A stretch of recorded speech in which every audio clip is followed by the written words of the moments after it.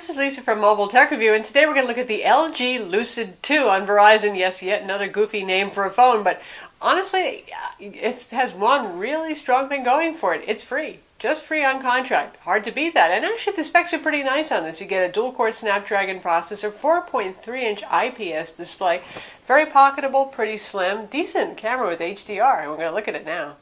So this is the LG Lucid 2. It's available now on Verizon Wireless for the grand old price of free on contract. 4.3-inch display, Android smartphone, Jelly Bean 4.1.2. A lot of phones are coming out with that version of Jelly Bean. Not quite the very latest, but late enough to make us happy.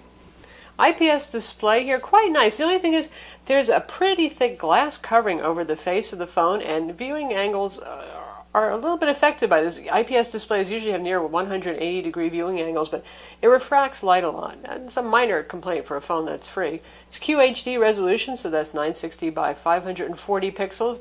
A reasonable resolution for a phone that does not have a huge display, 4.3 inches, and it looks pretty sharp too. So obviously for this price, we're not going to beg for a full 1080p display on a smartphone, and it's nice enough. It's a compact phone, fits easily in the hand. I have to say, it feels nice in the hand too, a little bit curvy. Not super duper thin, 0.39 inches, but certainly not chunky. And they have little visual accents here that make it look a little bit more interesting and streamlined here. A little silver highlighting over here by your volume buttons. Side view right there, just plastic. Plastic's not such a bad thing. The last Lucid was kind of a shiny thing on the back, and that not only picked up a lot of fingerprints, it made it hard to keep hold of. So this one's pretty effective in terms of being grippy, at least, the texture on here. There's our speaker hole right here. Our 5-megapixel camera with the LED flash, obviously the LG logo, 4G logo right there. Up top, this part's a little bit shiny. Again, that gives it a little bit of visual interest, so I like that. There's our headphone jack and a microphone hole. This side right here, the power button, the same matching kind of, shall we say, sort of racing stripe thing going on, makes it look nice. And on the bottom, there's our micro USB port. But wait, here's something cool by today's standards. Looky, looky, you can actually take the back off of this phone and access your battery. Isn't that nice? So we grab by the micro USB port, yank that guy right off, and then there's our battery, clearly marked, 2460 milliamps. Micro SD card slot, always nice to have, and that's where the micro SIM card goes. So here's our lock screen right here. You can either drag the lock just to unlock it, or you see we have little shortcuts there that were at the bottom. Bring that back to life again. So say we want to go straight to Google or straight to the phone, you can do that, or straight to the camera. You yank that guy up. Cute little visual effect. 5-megapixel camera here, so, you know, not super rocking on the resolution, but to tell you the truth, it takes a pretty good picture, and having HDR on this is quite nice. We'll put our little favorite bath toy here so we can see it actually looking at something. We'll try to reduce the glare there on this big piece of glass on the front. So it has a reasonable amount of features right here. We've got flash control. You can choose focus mode between face detection and automatic brightness control, zooming. Well, built-in quick editing stuff, ISO. So a reasonable, nice amount of features here for, again, a free phone. We're not going to complain. And it can shoot video as well, clearly. And when we switch to video mode, you can see we can go up to full HD recording on this. Again, very nice for the price of the phone. And we have live effects for our video here. Stuff that's definitely entertaining. LG does a nice job with the camera actually on their phones, so no complaints there. One funny thing about the buttons here, there's 4 of them. Usually we see 3 Android buttons, but we have back, we have home, and they don't stay lit very long, notice. We have the multitasking key, and we have a menu button built in. So usually you see double duty and with the multitasking button bringing up menu options, but in this case, well, you get all 4. I find it a little confusing. I also find it pretty annoying that when you touch the screen, it doesn't light up the buttons as well, so you actually start having to fiddle around for the buttons, which is pretty annoying when you're trying to find maybe that key, but you hit the back button and get yourself out of what you were doing instead. That is what it is. You could set the backlight for the buttons to always be on whenever the phone screen is on, but of course that does take a toll on battery life. In terms of software customizations, on top of Jelly Bean, we have the Optimus 3.0 UI here. It gets less intrusive with every revision. That seems to be a trend with most manufacturers' UI customizations. You can see we got our AccuWeather widget here, favorite contacts, calling, 5 home screens. This Amazon widget is loaded by default because Verizon has a deal with Amazon to include their apps on there. It's starting to seem like the Amazon phone, honestly. There's so many apps on there for that. And here's what our launcher app screen looks like, and pretty customized. We have apps, we have downloads, we have widgets, and then you got settings here, so you can change stuff as you see fit. And on here we've got a couple of Verizon applications like My Verizon Mobile, the mobile hotspot app, which is just to control, obviously, your mobile hotspot. That works out fine. There's a setup wizard. Verizon Tones is on here, Verizon Security, Verizon VZ Navigator on here as well, obviously your voicemail application. And we have, because Amazon owns IMDb, we have IMDb on here, we have the Amazon application, we have Amazon Kindle on here, we have Amazon MP3 on here, and we have Zappos as well, another affiliated with Amazon company thing. Standard Google apps are on board as well. You got your Google Play Movies and TV, your Google Music, Google Play Magazines, Google Play Books, Google Maps. All the stuff is right there for you. Polaris Office here is actually the full version, so you can edit, view, and create Office documents. That's certainly welcome on a free phone. You don't just get a viewer on this. And with LG's UI, we get the rich note. If you drag down here, you see a quick access to a couple of settings: sound, Bluetooth, GPS, screen rotation. Oddly not Wi-Fi right there. That's a separate little thing right over there, which brings you up to here instead.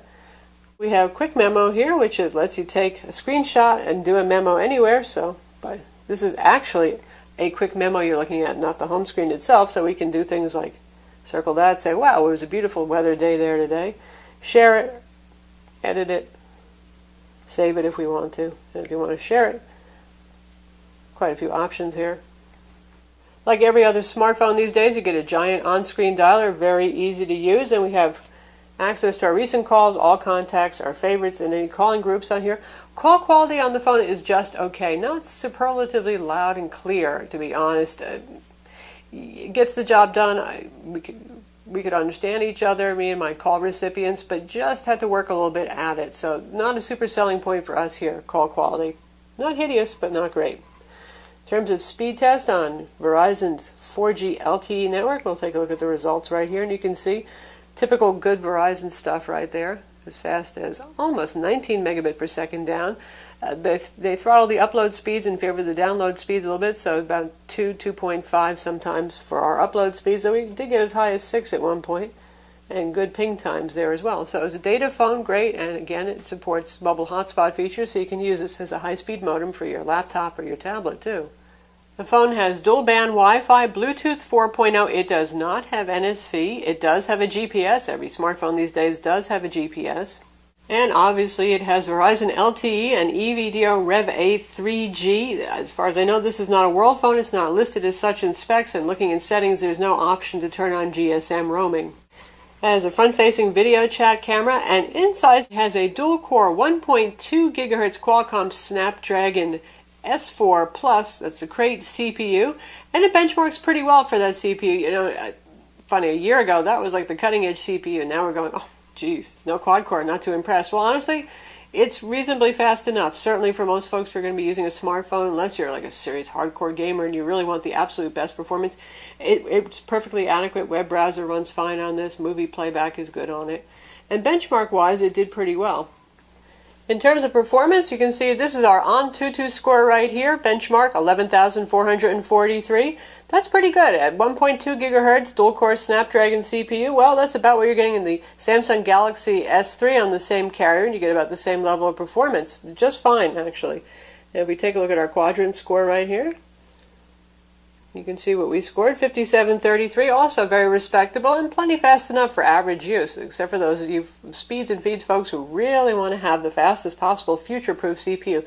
Obviously, a free phone is not going to be the most future-proof. You're not going to have the very best cutting-edge specs on the phone. The phone has a gig of RAM and it has 8 gigs of internal storage. Only about 4 gigs are free for your use. And keep in mind with Android 4 and above, you got to store applications on internal storage, so you're going to want to put your big fat games and things like that on internal storage, and your lightweight applications too. But you can put all of your media, that means your music, your videos, your documents as well, on SD cards, micro SD cards, since this has a micro SD card slot. In terms of battery life, well, number one, we like the fact this has a removable battery and it's 2460 milliamps. That's pretty darn beefy. We had absolutely no problem making it through a day on a charge with this phone, so good times with that. The smaller screen and the dual core rather than cutting edge fast CPU on this really do help with battery life. It's a nice, sharp, bright, and colorful display. Bright is reasonably bright, not as wildly bright as the first Lucid. Mostly of concern there for outdoor viewability. This is just average for outdoor viewability, mostly because of the glare on the glass. But meanwhile, back to the game. Playing great.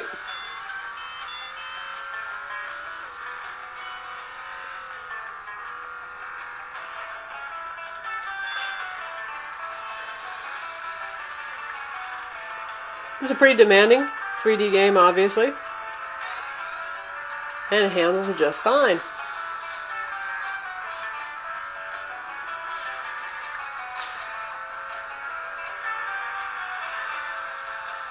So here's a lot of stuff. Don't be too intimidated. A lot of this is just for the car mount kit. First off, this is pretty nice desktop cradle right here. Not too heavy, but reasonably nice wedge design that actually stays on the table well. You can see, if you look in here, there's a connector where the micro USB plugs into the phone. Slide it in and you can charge it.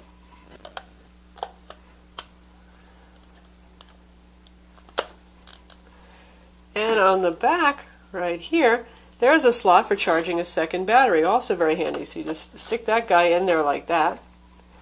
And there's our micro USB, and you get a secondary cable with that, and a charging head as well. So you can plug that in there and charge both of these guys at once, and you've got yourself a nice little nightstand companion. For those of you who say, aha, I hate to use cable for charging, there's the wireless charging back with a little bit of plastic over here that tells you to take the old back off, put the new back on. And that works with this little disc-like charger right here. Nice and compact, I like that. So you just rest the phone right on top of it and you can do wireless charging. And lastly, all these other pieces right here are for the car mount kit. We have a suction cup right here so you can stick that to your windshield. And here's the part that then clips in here to hold your phone. So you can use this guy in the car. All in all, again, I can't say enough, for free, it's really not a bad phone. I always say get the best phone you can afford, but not everybody really can afford to put any money into their smartphone, and this is a lot to get for just the cost of your monthly contract fees, honestly.